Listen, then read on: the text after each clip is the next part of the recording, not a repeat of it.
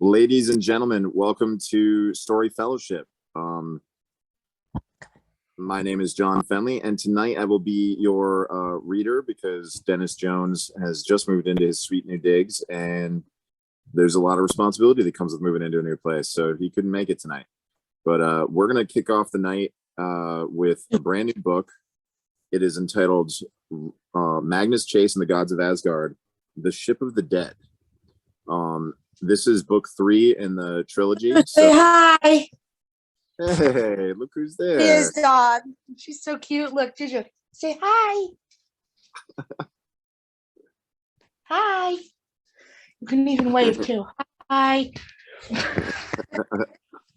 Isn't she so cute? That's adorable. So we're gonna get started on this new book. It's the 3rd in the series, and it pretty much wraps up the series of Magnus Chase and his adventures. And we'll see if he can Juju, you and your Tina Turner wig. We'll see if he can work with his friend to somehow save the day. Hey, Seiji, how are you? Seiji? What are you, skating? Yeah, she's got roller skates. It looks like she might be skateboarding. Is that right? Or? A skateboarding? Oh, wow. Nice. Well, now that it's an Olympic sport, she's got to start training, you know? Right, yeah. No, they pay a lot of people that do like Olympian sports and things like that. They pay them a lot of money to do stuff like that. So yeah, she could be rich.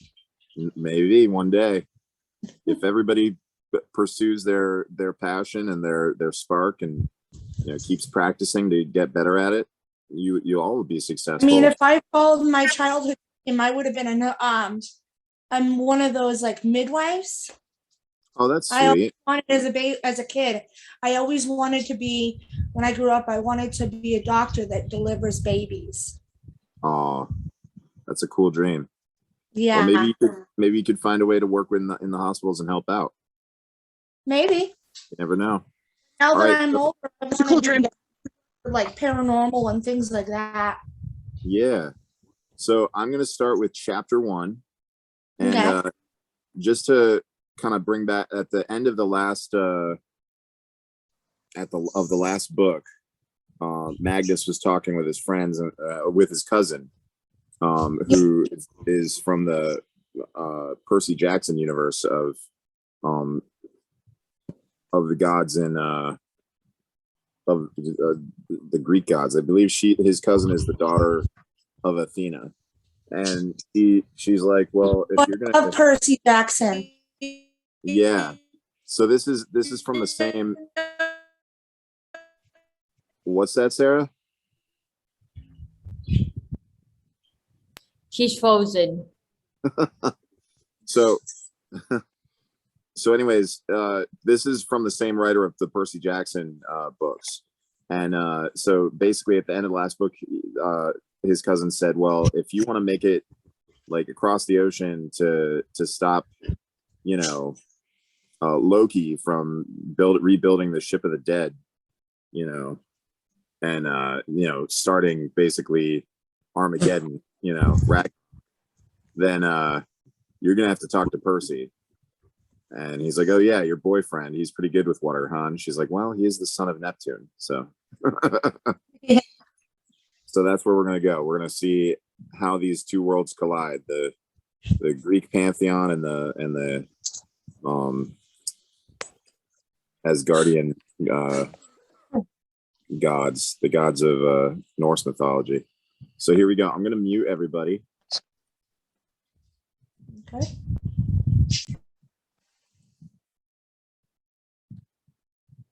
There we go. All right. Chapter 1. Percy Jackson does his level best to kill me. Try it again, Percy told me, this time with less dying.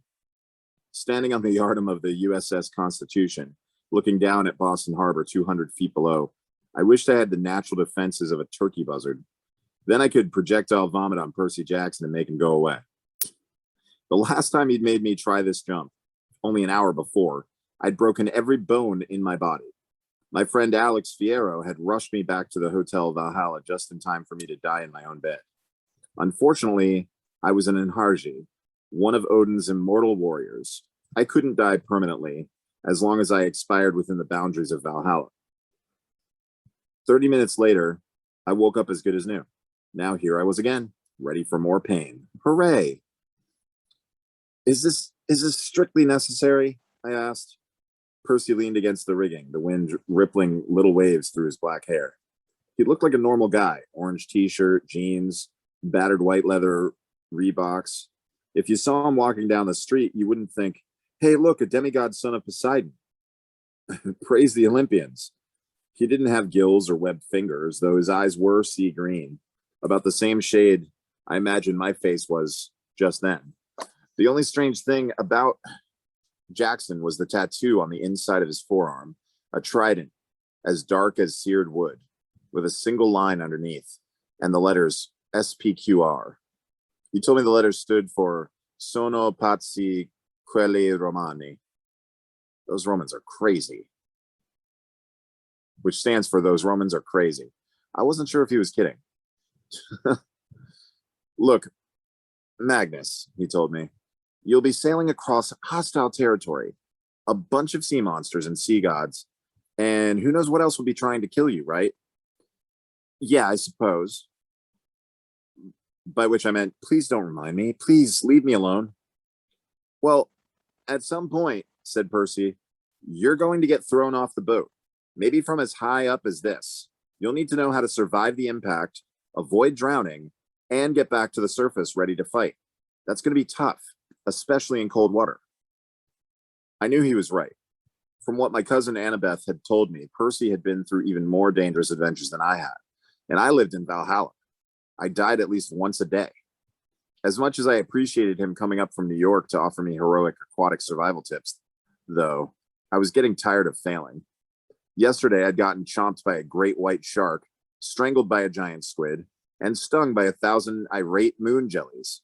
I'd swallowed several gallons of seawater trying to hold my breath, and learned that I was no better at hand-to-hand combat 30 feet down than I was on dry land. This morning, Percy had walked me around Old Ironsides, trying to teach me the basics of sailing and navigation, but I still couldn't tell the mizzenmast from the poop deck. Now here I was, a failure at falling off a pole. I glanced down where Annabeth and Alex Fierro were watching us from the deck. You got this, Magnus, Annabeth cheered. Alex Fierro gave me 2 thumbs up. At least I think that was the gesture. It was hard to be sure from this distance. Percy took a deep breath. He'd been patient with me so far, but I could tell the stress of the weekend was starting to get to him too. Whenever he looked at me, his left eye twitched. It's cool, man, he promised. I'll demonstrate again, okay? Start in skydiver position. Spread eagle to slow your descent. Then right before you hit the water, straighten like an arrow. Head up, heels down, back straight, butt clenched. That last part is really important. Skydiver, I said. Eagle, arrow, butt. Right, Percy said. Here, watch me. He jumped from the yard, falling toward the harbor in perfect spread eagle form. At the last moment, he straightened, heels downward, and hit the water, disappearing with hardly a ripple.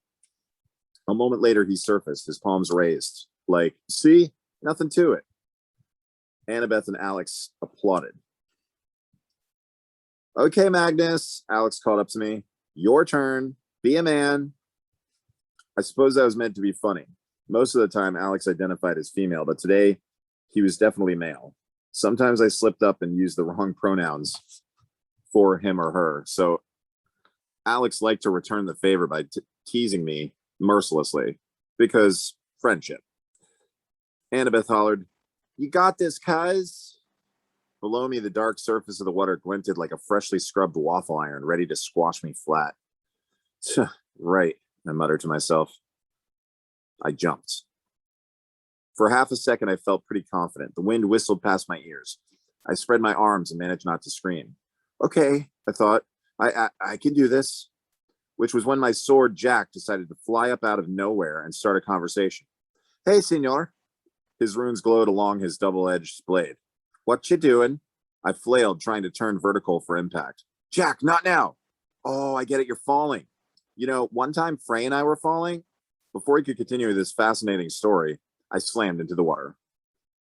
Just as Percy had warned, the cold stunned my system. I sank momentarily paralyzed, the air knocked out of my lungs. My ankles throbbed like I'd bounced off a brick trampoline, but at least I wasn't dead. I scanned for major injuries. When you're an Enharji, you get pretty good at listening to your own pain. You can stagger around the battlefield in Valhalla, mortally wounded, gasping your last breath, and calmly think, oh, so that's what a crushed rib cage feels like. Interesting. This time I'd broken my left ankle for sure. The right one was only sprained. Easy fix. I summoned the power of Frey. Warmth like summer sunlight spread from my chest into my limbs. The pain subsided. I wasn't as good at healing myself as I was at healing others, but I felt my ankles beginning to mend, as if a swarm of friendly wasps were crawling around inside my flesh, mud-daubing the fractures, re-knitting the ligaments. Better, I thought, as I floated through the cold darkness. Now, there's something else I should be doing. Oh, right, breathing. Jack's hilt nudged against my hand like a dog looking for attention. I wrapped my fingers around his leather grip and he hauled me upward, launching me out of the harbor like a rocket-powered lady of the lake. I landed gasping and shivering on the deck of Old Ironsides next to my friends. Whoa! Percy stepped back. That was, different. You okay, Magnus? Fine, I coughed out, sounding like a duck with a chest cold. Percy eyed the glowing runes on my weapon. Where'd the sword come from? Hi, I'm Jack, said Jack. Annabeth stifled a yelp. It talks? It, Jack demanded. Hey, lady, some respect. I'm Summerbrander, the sword of summer, the weapon of Frey. I've been around for thousands of years. Also, I'm a dude. Annabeth frowned. Magnus, when you told me about your magic sword, did you perhaps fail to mention that he can speak? Oh, did I? Honestly, I couldn't remember. The past few weeks, Jack had been off on his own, doing whatever sentient magic swords did in their free time. Percy and I had been using standard issue Hotel Valhalla practice blades for sparring. It hadn't occurred to me that Jack might fly in out of nowhere and introduce himself. Besides, the fact that Jack talked was the least weird thing about him. The fact that he could sing the entire cast recording of Jersey Boys from memory, that was weird. Alex Fierro looked like he was trying not to laugh. He was wearing pink and green today as usual, though I'd never seen this particular outfit before. Lace-up leather boots, ultra-skinny rose jeans, an untucked line dress shirt, and a checkered skinny tie as loose as a necklace. With his thick black Ray-Bans and his choppy green hair, he looked like he'd stepped off a new wave album cover circa 1979. Be polite, Magnus, he said. Introduce your friends to your sword. Right, I said. Jack, this is Percy and Annabeth. They're, demigods. The Greek kind. Jack didn't sound impressed. I met Hercules once. Who hasn't? Annabeth muttered. Fair point, Jack said. But I suppose if you're friends of Magnus's. He went completely still. His runes faded. Then he leapt out of my hand and flew toward Annabeth, his blade twitching as if he was sniffing the air. Where is she? Where are you hiding the bait? Annabeth backed toward the rail. Whoa there, sword. Personal space. Jack, behave, Alex said. What are you doing? She's around here somewhere, Jack insisted. He flew to Percy. Aha! What's in your pocket, Seaboy? Excuse me? Percy looked a bit nervous about the magical sword. Nah, there's Travis want to join.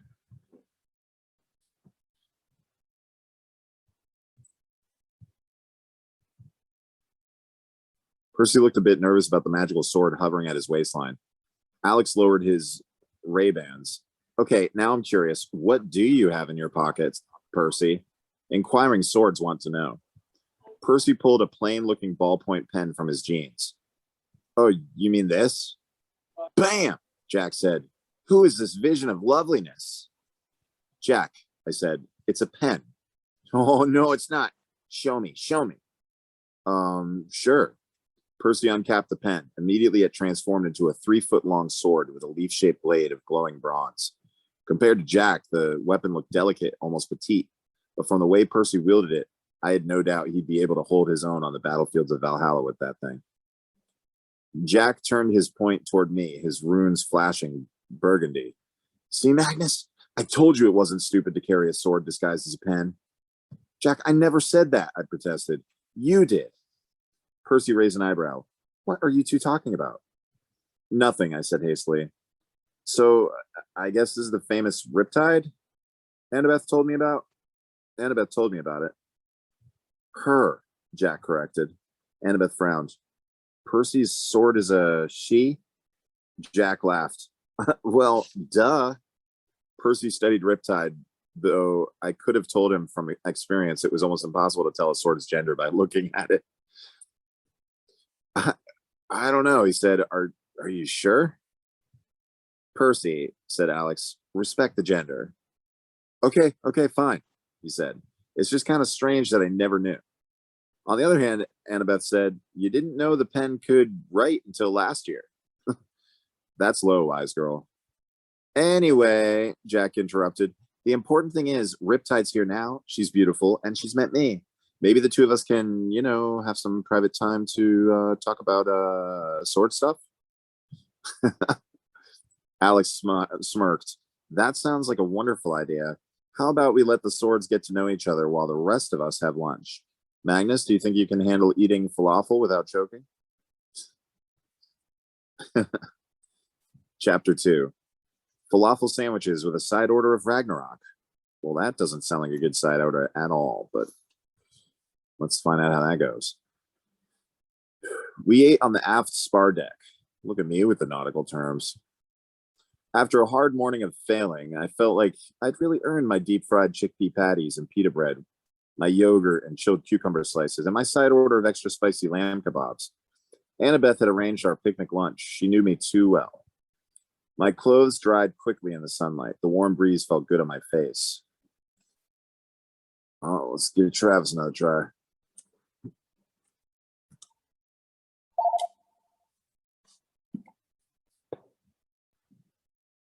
Just a minute, guys.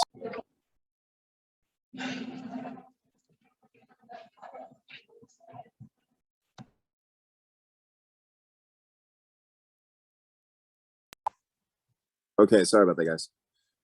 My clothes dried quickly in the sunlight. The warm breeze felt good on my face. Sailboats traced their way across the harbor while airplanes cut across the blue sky, heading out from Logan Airport to New York, or California, or Europe. The whole city of Boston seemed charged with impatient energy, like a classroom at 2:59 p.m., waiting for the dismissal bell. Everybody ready to get out of town for the summer and enjoy the good weather.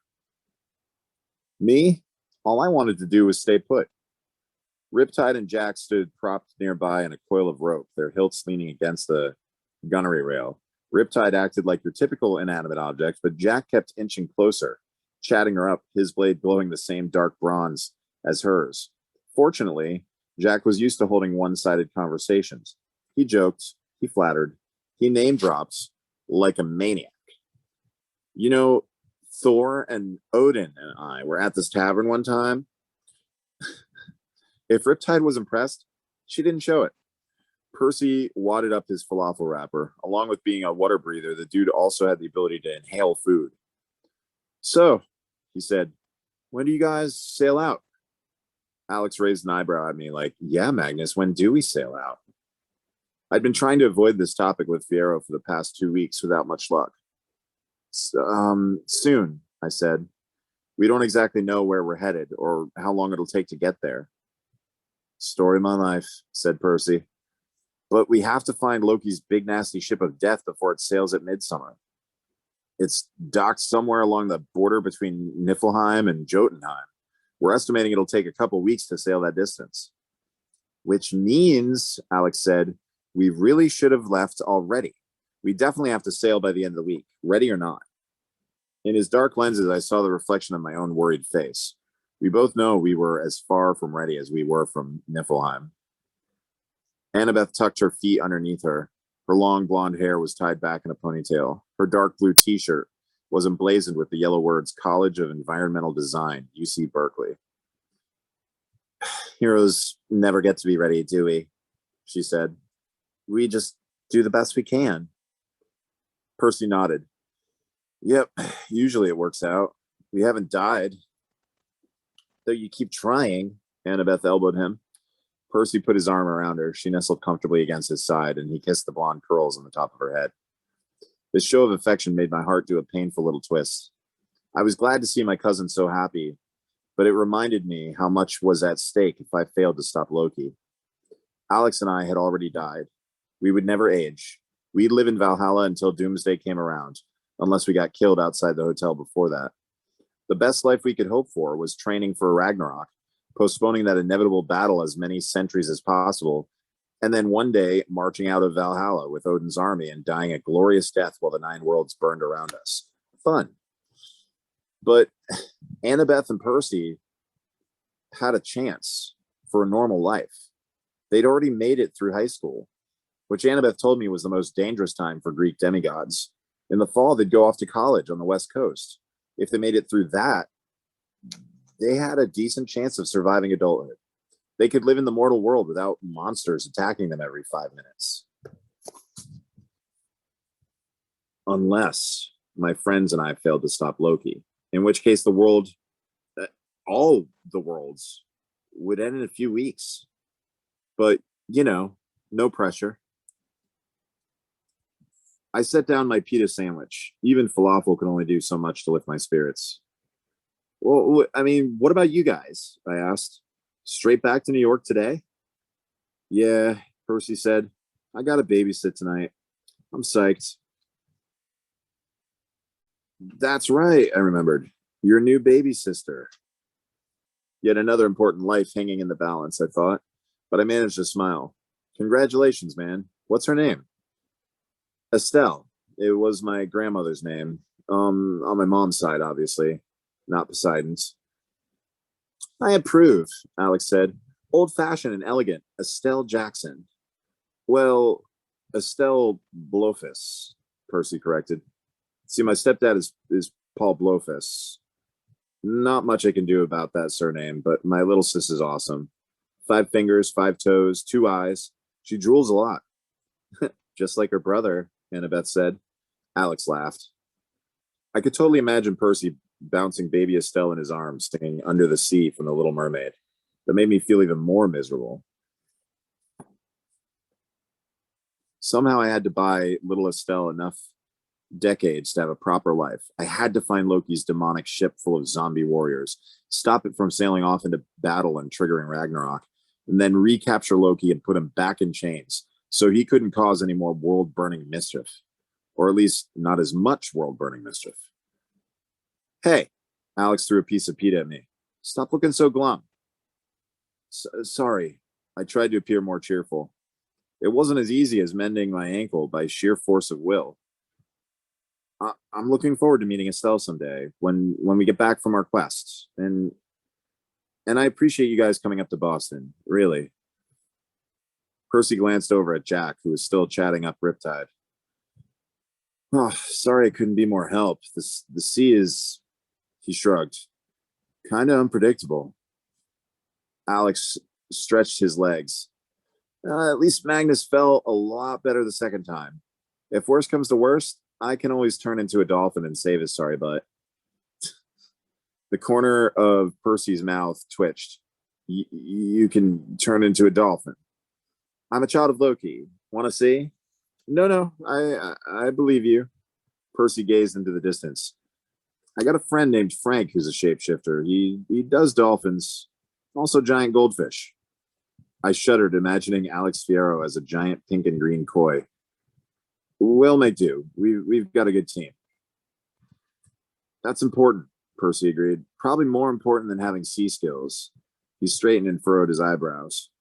Annabeth unfolded herself from his side. Uh-oh. I know that look. You've got an idea. Something my dad told me. Percy rose. He walked over to his sword, interrupting Jack in the middle of a fascinating tale about the time he had embroidered a giant's bowling bag. Percy picked up Riptide and stuffed her and studied her blade. Hey, man, Jack complained. We were just starting to hit it off. Sorry, Jack. From his pocket, Percy pulled out his pen cap and touched it to the tip of his sword. With a faint shink, Riptide shrank back into a ballpoint. Poseidon and I had this conversation about weapons one time. He told me that all sea gods have one thing in common. They're really vain and possessive when it comes to their magic items. Annabeth rolled her eyes. That sounds like every god we've met. True, Percy said, but sea gods even more so. Triton sleeps with his conch shell trumpet. Galatea spends most of her time polishing her magic seahorse saddle, and my dad is super paranoid about losing his trident. I thought about my one and only encounter with the North Sea goddess. It hadn't gone well. Ron had promised to destroy me if I ever sailed into her waters again, but she had been obsessed with her magical nets and the junk collection that swirled inside them. Because of that, I'd been able to trick her into giving me my sword. You're saying I'll have to use their own stuff against them, I guessed? Right, Percy confirmed. Also, what you said about having a good team, sometimes being the son of a sea god hasn't been enough to save me, even underwater. One time, my friend Jason and I got pulled to the bottom of the Mediterranean by the storm goddess, Kimopolea. I was useless. Jason saved my butt by offering to make trading cards and action figures of her. Alex almost choked on his falafel. What? Look, the point is, Percy continued, Jason knew nothing about the ocean. He saved me anyways. It was kind of embarrassing. Annabeth smirked. I guess so. I never heard the details about that. Percy's ears turned as pink as Alex's jeans. Anyway, maybe we've been looking at this all wrong. I've been trying to teach you sea skills, but the most important thing is to use whatever you've got on hand. Your team, your wits, the enemy's own magical stuff. And there's no way to plan for that, I said. Exactly, Percy said. My work here is done. Annabeth frowned. Percy, you're saying the best plan is no plan? As a child of Athena, I can't really endorse that. Yeah, Alex said, and personally, I still like my plan of turning into a sea mammal. Percy raised his hands. All I'm saying is the most powerful demigod of our generation is sitting right here, and it isn't me. He nodded to Annabeth. Wise girl can't shapeshift or breathe underwater or talk to Pegasi. She can't fly, and she isn't super strong, but she's crazy smart and good at improvising. That's what makes her deadly. Doesn't matter whether she's on land, in water, in the air, or in Tartarus. Magnus, you were training with me all weekend. I think you should have been training with Annabeth instead. Annabeth's stormy gray eyes were hard to read. At last she said, okay, that was sweet. She kissed Percy on the cheek. Alex nodded.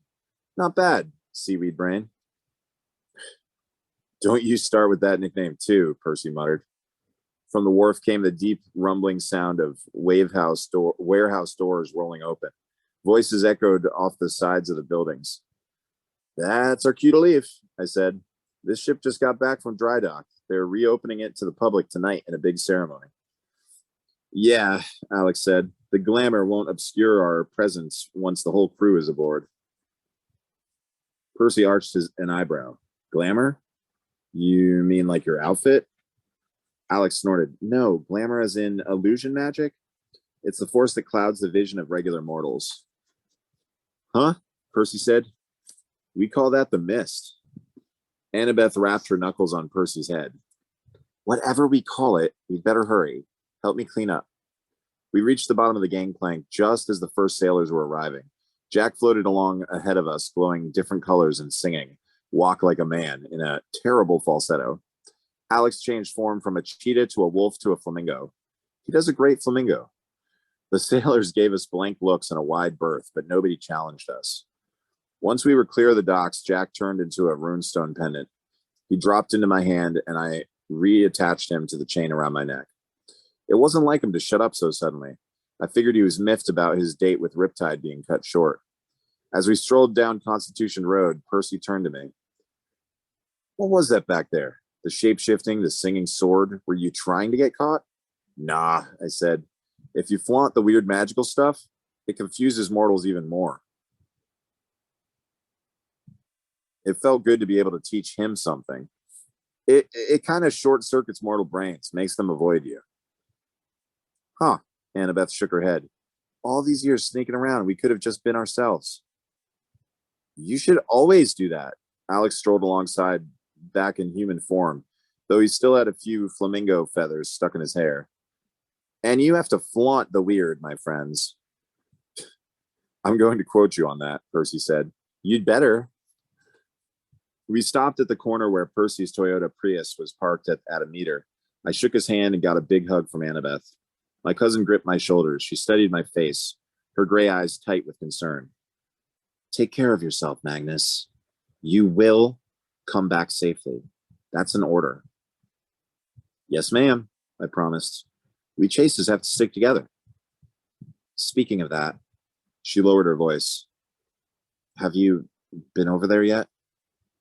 I felt like I was in free fall again, swan diving toward a painful death. No, not yet, I admitted. Today, I promise.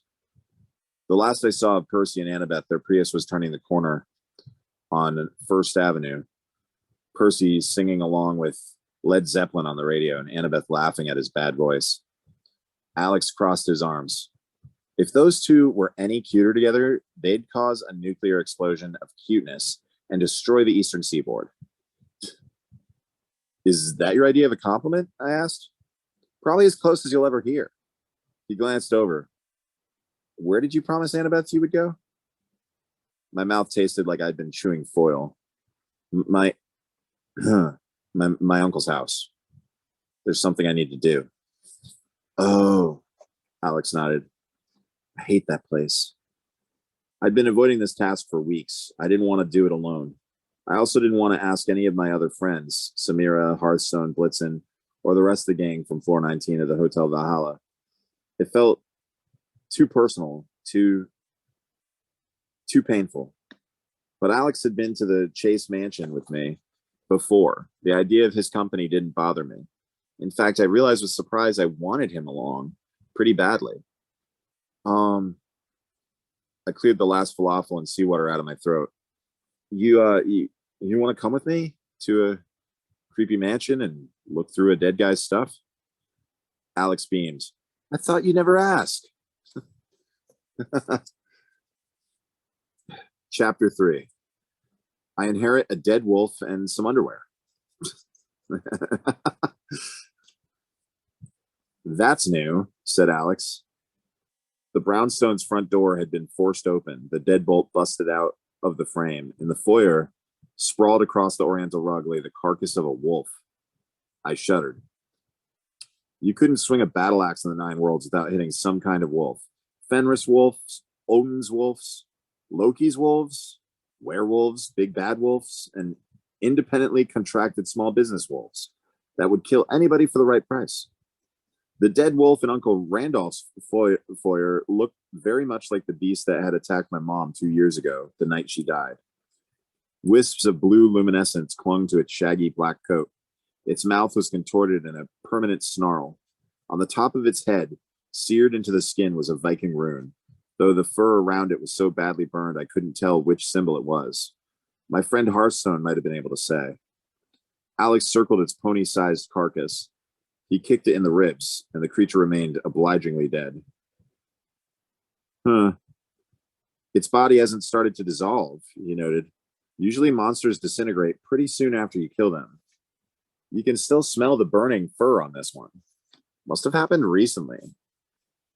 You think the rune was some kind of trap? Alex smirked. I think your uncle knew a thing or two about magic. The wolf hit the carpet, triggering that rune, and bam!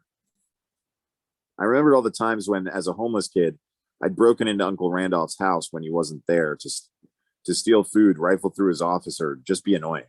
I'd never been banned. I'd always considered Randolph a failure at home security. Now I felt a little nauseous, wondering if I could have ended up dead on the welcome mat with a rune burned into my forehead. Was this trap the reason Randolph's will had been so specific about Annabeth and me visiting the property? before we took possession? Had Randolph been trying to get some post-mortem revenge? You think the rest of the house is safe to explore? I asked. Nope, Alex said cheerfully. So let's do it. On the first floor, we found no more dead wolves. No runes exploded in our faces. The most gruesome thing we discovered was in Uncle Randolph's refrigerator, where expired yogurt, sour milk, and moldy carrots were evolving into a pre-industrial society. Randolph hadn't even left me any chocolate in the pantry, the old villain. On the second floor, nothing had changed. In Randolph's study, the sun streamed through the stained glass window, slanting red and orange light across the bookshelves and the displays of Viking artifacts. In one corner sat a big runestone carved with the sneering red face of, naturally, a wolf. Tattered maps and faded yellow parchments covered Randolph's desk. I scanned the documents looking for something new, something important, but I saw nothing I hadn't seen the last time I'd been here. I remembered the wording of Randolph's will, which Annabeth had sent me. It is critical, Randolph had stated, that my beloved nephew Magnus examine my worldly belongings as soon as possible. He should pay special attention to my papers. I didn't know why Randolph had put those lines in his will. In his desk drawers, I found no letter addressed to me, no heartfelt apology like, Dear Magnus, I'm sorry I got you killed, then betrayed you by siding with Loki, then stabbed your friend Blitzen, then almost got you killed again. He hadn't even left me the mansion's Wi-Fi password. I gazed out the office window. Across the street in the Commonwealth Mall, folks were walking their dogs, playing frisbee, enjoying the nice weather. The statue of Leif Erikson stood on his pedestal, proudly flaunting his metal bra, surveying the traffic on Charlesgate, and probably wondering why he wasn't in Scandinavia. So, Alex came up next to me. You inherit all of this, huh? During our walk over, I told him the basics about Uncle Randolph's will, but Alex still looked incredulous, almost offended. Randolph left the house to Annabeth and me, I said. Technically, I'm dead. That means it's all Annabeth's. Randolph's lawyers contacted Annabeth's dad, who told me. Annabeth asked me to check it out, and I shrugged. Decide what to do with this place? From the nearest bookshelf, Alex picked up a framed photo of Uncle Randolph with his wife and daughters. I'd never met Caroline, Emma, or Aubrey. They died in a storm at sea many years ago, but I'd seen them in my nightmares. I knew they were the leverage Loki had used to warp my uncle, promising Randolph that he could see his family again if he helped Loki escape his bonds. And in a way, Loki had told the truth. The last time I'd seen Uncle Randolph, he was tumbling into a chasm straight to Helheim, the land of the dishonorable dead. Alex turned over the photo, maybe hoping to find a secret note on the back. Last time he'd been in this office, we'd found a wedding invitation that way, and it had led us into all sorts of trouble. This time there was no hidden message, just blank brown paper, which was a lot less painful to look at than the smiling faces of my dead relatives. Alex put the picture back on the shelf. Annabeth doesn't care what you do with the house? Not really. She's got enough going on with college and, demigod stuff. She just wants me to let her know if I find anything interesting. Old photo albums, family history, that kind of thing. Alex wrinkled his nose. Family history. His face had the same slightly disgusted, slightly intrigued expression as when he kicked the dead wolf. So, what's upstairs? I'm not sure. When I was a kid, we weren't allowed above the first 2 floors. And the few times I broke in more recently, I turned up my palms. I guess I never made it that far. Alex peered at me over the top of his glasses, his dark brown eye and his amber eye like mismatched moons cresting on the horizon. Sounds intriguing. Let's go. The 3rd floor consisted of 2 large bedrooms. The front one was spotlessly clean, cold, and impersonal. 2 twin beds, a dresser, bare walls, maybe a guest room, though I doubted Randolph entertained many people. Or maybe this had been Emma and Aubrey's room. If so, Randolph had removed all traces of their personalities, leaving a white void in the middle of the house. We didn't linger. The 2nd bedroom must have been Randolph's. It smelled like his old-fashioned clove cologne. Towers of musty books leaned against the walls. Chocolate bar wrappers filled the wastebasket. Randolph had probably eaten his entire stash right before leaving home to help Loki destroy the world. I suppose I couldn't blame him. I always say, eat chocolate first, destroy the world later. Alex hopped onto the four-poster bed. He bounced up and down, grinning as the springs squeaked. What are you doing? I asked. Making noise. He leaned over and rifled through Randolph's nightstand drawer. Let's see, cough drops, paper clips, some wadded up Kleenex that I'm not going to touch, and he whistled. Medication for bowel discomfort. Magnus, all this bounty belongs to you? You're a strange person, I said. I prefer the term fabulously weird. We searched the rest of the bedroom, though I wasn't sure what I was looking for. Pay special attention to my papers, Randolph's will had urged. I doubted he meant the wadded up tissues. Annabeth hadn't been able to get much info out of Randolph's lawyers. Our uncle had apparently revised his will the day before he died. That might mean Randolph had known he didn't have long to live, felt some guilt about betraying me, and wanted to leave me some sort of last message. Or it might mean he'd revised the will because Loki had ordered him to. But if this was a trap to lure me here, then why was there a dead wolf in the foyer? I found no secret papers in Randolph's closet. His bathroom was unremarkable, except for an impressive collection of half-empty Listerine bottles. His underwear drawer was packed with enough navy blue jockeys to outfit a squadron of Randolphs. All briefs, perfectly starched, ironed, and folded. Some things defy explanation. On the next floor, 2 more empty bedrooms, nothing dangerous like wolves, exploding runes, or old dude underwear. The top floor was a sprawling library, even larger than the one in Randolph's office.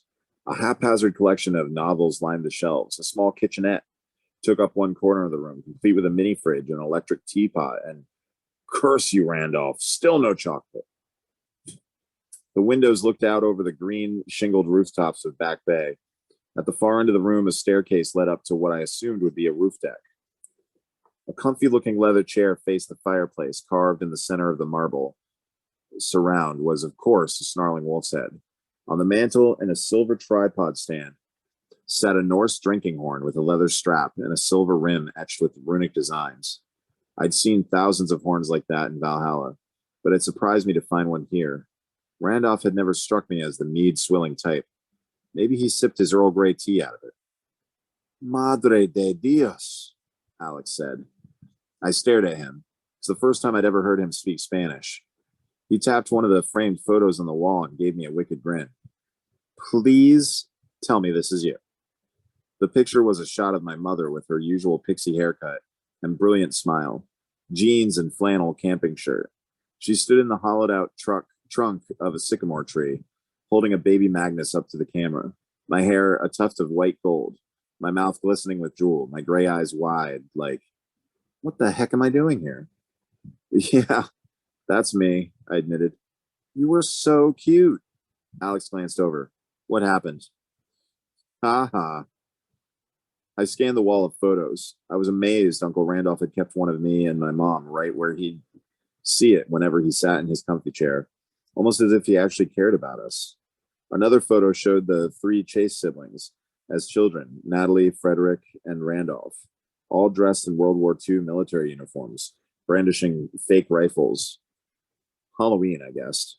Next to that was a picture of my grandparents, a frowning white-haired couple dressed in clashing 1970s-style plaid clothes, like they were either on their way to church or the senior citizens disco.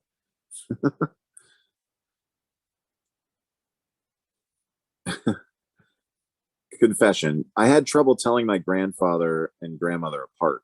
They died before I could meet them, but from their pictures, you could tell they were one of those couples that had grown to resemble each other over the years, until they were virtually indistinguishable. Same white helmet hair, same glasses, same wispy mustaches. In the photo, a few Viking artifacts, including the mead horn that now sat on Randolph's mantle, hung on the wall behind them. I'd had no idea my grandparents were into Norse stuff too. I wondered if they'd ever traveled the 9 worlds. That might explain their confused, slightly cross-eyed expressions. Alex perused the titles on the bookshelf. Anything good? I asked. He shrugged. Lord of the Rings, not bad. Sylvia Plath, nice. Oh, The Left Hand of Darkness. I love that book. The rest, meh. This collection is a little heavy on dead white males for my taste. I'm a dead white male, I noted. Alex raised one eyebrow. Yes, you are. I hadn't realized Alex was a reader. I was tempted to ask if he liked some of my favorites, Scott Pilgrim or maybe Sandman. Those were fabulously weird, but I decided this might not be the right time to start a book club. I searched the shelves for diaries or hidden compartments. Alex meandered over to the last flight of stairs. He peered upward and his complexion turned as green as his hair. Magnus, you should probably see this. I joined him. At the top of the staircase, a domed plexiglass hatch led to the roof, and on the other side, pacing and snarling, was another wolf.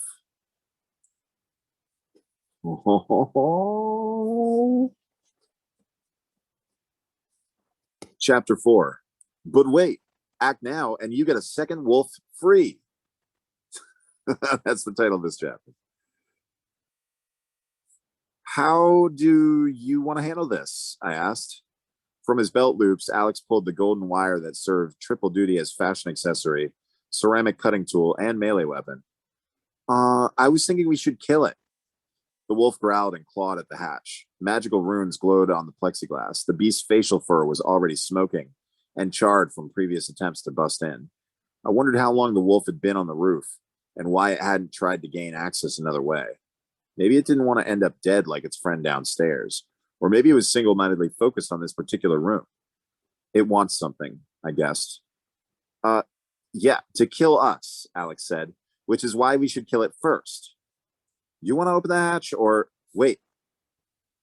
So normally I would have been all in favor of killing a glowing blue wolf, but something about this animal bothered me. The way its cold, dark eyes seemed to be looking past us as if searching for different prey. What if we let it in? Alex stared at me like I was crazy. He did that a lot. You want to offer it a cup of tea? Maybe lend it a book? It has to be here on a mission, I persisted. Somebody sent those wolves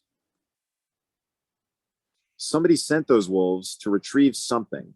Maybe the same something I'm looking for. Alex considered. You think Loki sent the wolves? I shrugged. Loki's gonna Loki. And if we let the wolf in, you think it might make a beeline for whatever it's hunting?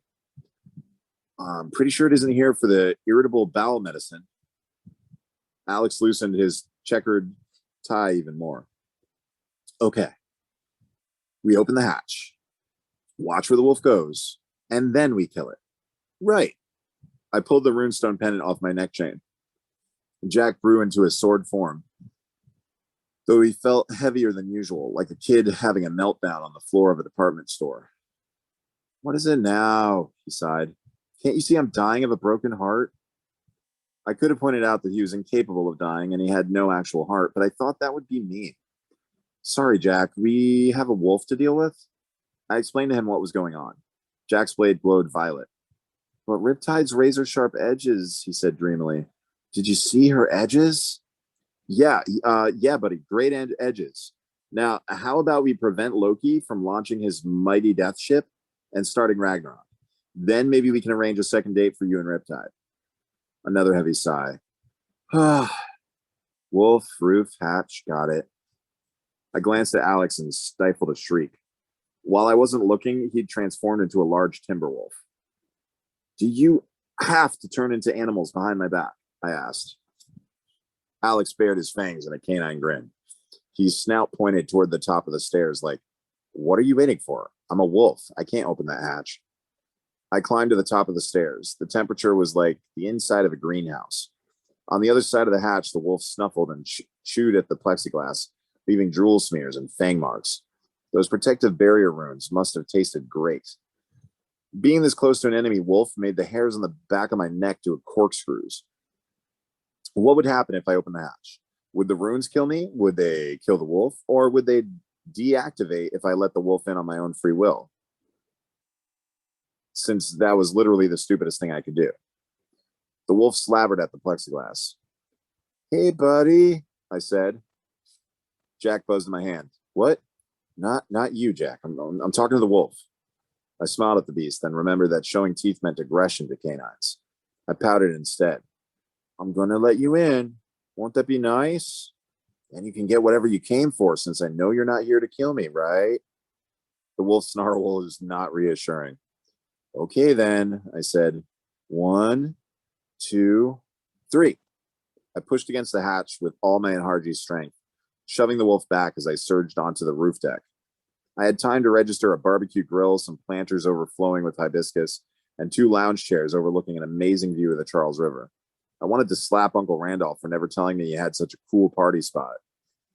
The wolf stepped from behind the hatch and growled, its hackles raised like a shaggy dorsal fin. One of its eyes was swollen shut, the eyelid burned from the contact with my uncle's rune trap. Now? Jack asked with no particular enthusiasm. No, not yet. I flexed my knees, ready to spring into action if necessary. I would show this wolf how well I could fight, or, how fast I could run away, depending on what the situation called for. The wolf regarded me with its one good eye. It snorted dismissively and bolted down the stairwell into the townhouse. I wasn't sure whether to be relieved or insulted. I ran after it. By the time I reached the bottom of the stairs, Alex and the other wolf were having a snarl off in the middle of the library. They bared their teeth and circled one another, looking for any signs of fear or weakness. The blue wolf was much larger. The neon wisps glowing in its fur gave it a certain cool factor, but it was also half blind and wincing in pain. Alex, being Alex, showed no sign of being intimidated. He stood his ground as the other wolf edged around him. Once our glowing blue visitor was confident Alex wasn't going to attack, it raised its snout and sniffed the air. I expected it to run toward the bookshelves and chomp some secret book of nautical maps or maybe a copy of How to Stop Loki's Ship of Death and the 3 Easy Steps. Instead, the wolf lunged toward the fireplace, jumped at the mantle, and grabbed the mead horn in its mouth. Some sluggish part of my brain thought, hey, I should probably stop it. Alex was way ahead of me. In one fluid movement, he morphed back into human form, stepped forward, and lashed out with his garrote, like he was throwing a bowling ball. Actually, it was a lot more graceful than that. I'd seen Alex bowl, and it wasn't pretty. The golden cord wrapped around the wolf's neck. With one yank backwards, Alex cured the wolf of any future headache problems. The decapitated carcass flopped against the carpet. It began to sizzle and disintegrate until only the drinking horn and a few tufts of fur remained. Jack's blade turned heavier in my grip. Well, fine, he said. I guess you didn't need me after all. I'll just go write some love poetry and cry a lot. He shrank back into a runestone pendant. Alex crouched next to the mead horn. Any idea why a wolf would want a decorative drinking vessel? I knelt next to him, picked up the horn, and looked inside. Rolled up and crammed into the horn was a small leather book, like a diary. I pulled it out and fanned the pages, drawings of Viking runes, interspersed with paragraphs written in Uncle Randolph's cramped cursive. I think, I said, we found the right dead white male author. We reclined in the lounge chairs on the roof deck, while I flipped through my uncle's notebook, trying to make sense of his frenzied rune drawings and cursive crazy talk. Alex relaxed and sipped guava juice from the mead horn. Why Uncle Randolph kept guava juice in his library's mini fridge, I couldn't tell you. Every so often, just to annoy me, Alex slurped with exaggerated gusto and smacked his lips. Are you sure it's safe to drink from that horn? I asked. It could be cursed or something. Alex grabbed his throat and pretended to choke. Oh no, I'm turning into a frog. Please don't. He pointed at the diary. Any luck with that? I stared at the pages. Runes swam in front of my eyes. The notations were in a mix of languages, Old Norse, Swedish, and some I couldn't begin to guess. Even the passages in English made little sense. I felt like I was trying to read an advanced quantum physics textbook, backwards in a mirror. Most of it's over my head, I admitted. The earlier pages look like they're about Randolph's search for the Sword of Summer. I recognize some of the references, but here at the end, the last few pages were more hastily written. Randolph's writing turned shaky and frantic. Splotches of dried blood freckled the paper. I remembered that in the tomb of the Viking zombies in Provincetown, Randolph had gotten several of his fingers lopped off. These pages might have been written after that, with his non-dominant hand. The watery cursive reminded me of the way I used to write back in elementary school when my teacher forced me to use my right hand. On the last page, Randolph had scratched my name, Magnus. Under that, he'd sketched two serpents interlocking in a figure eight. The quality of the drawing was terrible, but I recognized the symbol. Alex had the same thing tattooed on the nape of his neck, the sign of Loki. Below that was a term in what I assumed was Old Norse. It's MJOO, Mayu. Then some notes in English. Might stop L, period. Whetstone of Bolverk is more than guards. It has a more than symbol and then guards. Where? That last word trailed downward the question mark, a desperate scrawl. What do you make of this? I passed the book to Alex. He frowned. That's my mom's symbol, obviously. You heard right. Loki was normally a male god, but he happened to be Alex's mother. Long story. And the rest of it, I asked? This word looks like moo with a J. Perhaps Scandinavian cows have an accent? I take it you don't read Old Norse then, or whatever that language is. Magnus, it may shock you to learn that I do not have every talent in the world, just most of the important ones. He squinted at the page. When he's concentrated, the left corner of his mouth twitched like he was enjoying a secret joke. I found that tick distracting. I wanted to know what he found so funny. Might stop L, Alex read. Let's assume that's Loki. Whetstone of Bolverk. You think that's the same thing as the Skafnung stone? I shuddered. We'd lost the Skafnung stone and Skafnung's sword during a wedding party in Loki's cavern when he'd escaped the bindings that had held him for 1,000 years. Oops, our bad. I never wanted to see that particular whetstone again. I hope not, I said. Ever heard the name Bolverk? Nope. Alex finished his guava juice. I'm kind of digging this mead horn, though. You mind if I keep it? All yours. I found the idea of Alex taking a souvenir from my family mansion strangely pleasing. So, if Randolph wanted me to find that book, and Loki sent the wolves to get it before I could, Alex tossed the journal back to me. Assuming what you just said is true, and assuming it's not a trap, and assuming those notes aren't the ramblings of a madman, yeah. Then, best case scenario, your uncle came up with an idea to stop Loki. It wasn't something he could do himself, but he hoped you could. It involves a whetstone, a Bolverk, and possibly a Scandinavian cap. When you put it like that, it doesn't sound so promising. Alex poked the tip of the mead horn. Sorry to burst your bubble, but most plans to stop Loki fail. We know this. The bitter edge in his voice surprised me. You're thinking about your training sessions with Sam, I guess. How are they going? Alex's face told me the answer.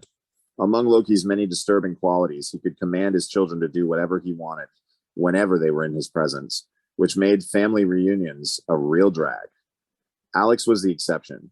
He'd somehow learned to resist Loki's power, and for the past 6 weeks, he'd been trying to teach his half-sister Samira Alabas to do the same. The fact that neither of them talked much about their training suggested that it hadn't been a rousing success. She's trying, Alex said. It doesn't make it easier that He stopped himself.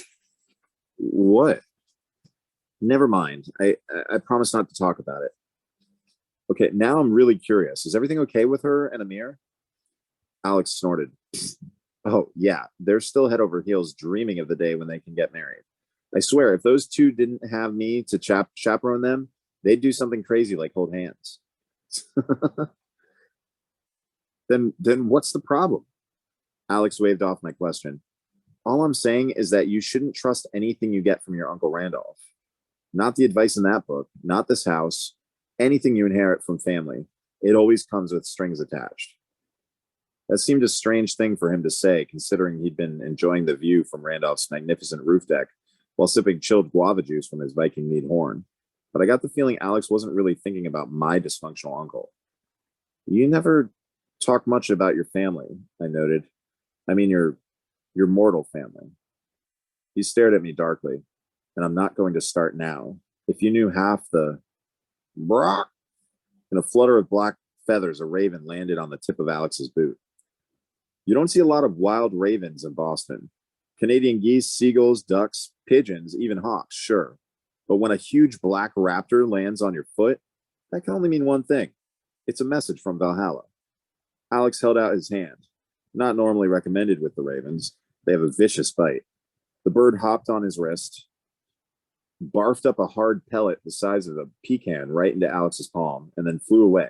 Its mission accomplished. Yes, our ravens deliver messages via barf mail. Ravens have a natural ability to regurgitate inedible substances like bones and fur, so they have no qualms about swallowing a message capsule, flying it across the 9 worlds, and vomiting it into the correct recipient's hand. It wouldn't have been my chosen career, but hey, no judgment. Alex cracked open the pellet. He unfolded the letter and began to read, the corner of his mouth starting to twitch again. It's from TJ, he said. Looks like we're leaving today. Right now, in fact. What? I sat up in my recliner. Why?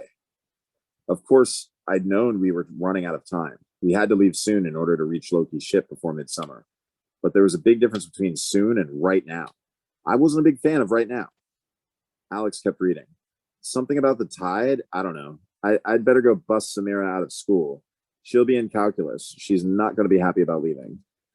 He rose and offered me a hand. I didn't want to get up.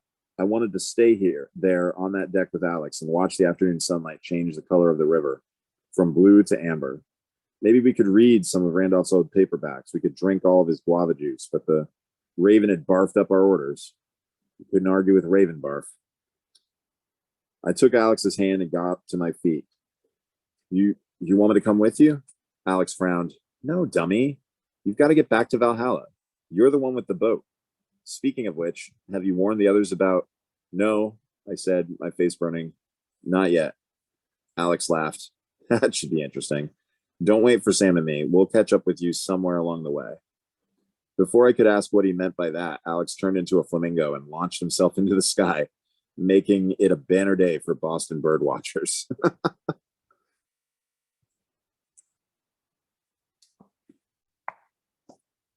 Well, I think we're going to leave it there, guys. It seems like a good spot to end it, but it was an honor to read the first 4 chapters with you. And it sounds like the adventure is about to start. Oh yeah, I'm definitely ending it there. This next chapter is long. Good golly. Yeah, it's a lot of pages. So anyways, what do you guys think? I thought it was interesting. Yeah. I mean, the fact that like these magic wolves are being sent to his dead uncle's house to retrieve that journal in the mead horn, the drink horn, is pretty interesting. They're gonna have to find someone who can interpret what all the writing is about that Randolph left behind. Yeah, I really think it's a really interesting book, and it definitely has some humor in it. Yeah. It is funny. Yeah. I read it ahead. Yeah. I know a little bit more about it. I'm not going to tell you guys too much. Yeah, Alex Fierro is an interesting character too, being that, you know, one day Alex could be a he and the next day Alex could be a she. Yeah, you don't know what gender he or she is going to be. Yeah. But Magnus seems to have a good connection with him or her. So yeah. Well, Alex, John, I think Alex could be like a cross gender, yeah, easily. Yeah. Yeah, definitely. So. Well, minus, I didn't hear like any Alex had like high heels or a dress or transgender kinda. Yeah. Yeah. Cross-gender. Yeah. Yeah. Transgender. Yeah. Which definitely would fit Alex. Yeah, I mean, definite cross. That's kind of how he or she described themselves. Although a lot of people who are transgender normally are like, well, I was born a man, but I feel like a woman, or I was born a woman, but I feel like a man. And Alex is like, no, I'm both. Like, so I'm sometimes a man, sometimes a woman. It just depends on my mood. So yeah, it's an interesting one. Wow. Well, I'm gonna leave it there, guys, and we'll pick it up next week. Hopefully, Dennis will be back on board, and we'll keep seeing where this adventure Hopefully takes that's us. what happens. Yeah, Yeah. yeah.